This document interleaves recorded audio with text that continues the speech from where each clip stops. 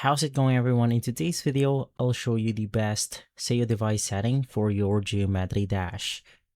And so, of course, the first thing that you want to do is to actually connect your Sayodevice onto your device right here or onto your computer.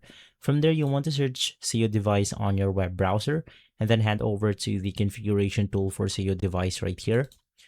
Click on the official web page, click add device, and from there we will be able to customize the tool or the Sayodevice the way we want to. Now, for Geometry Dash, we basically follow this simple instruction right here or the simple setting. You just want to go ahead and navigate through your keybinds. In here, I'm going to set my first key onto space, and it's really important to set the key mode to keyboard. Right after, head over to analog key, and this is where most people get confused. You can just go ahead and follow this specific parameters right here. Now for the press depth, you want to use 4 millimeters. For the release, 0.050 millimeters. Same thing with the trigger.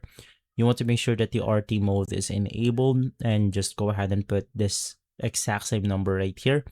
And lastly, you want to change the RT lower bound to 3.000.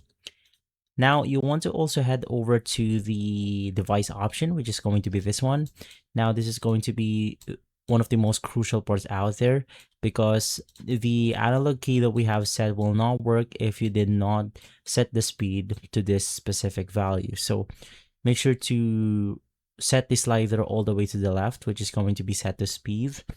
And simply from there, this is the current best setting for Sayodevice on Geometry Dash. If this video has been helpful, leave a like, subscribe, and follow us for more videos like this. Thanks for watching.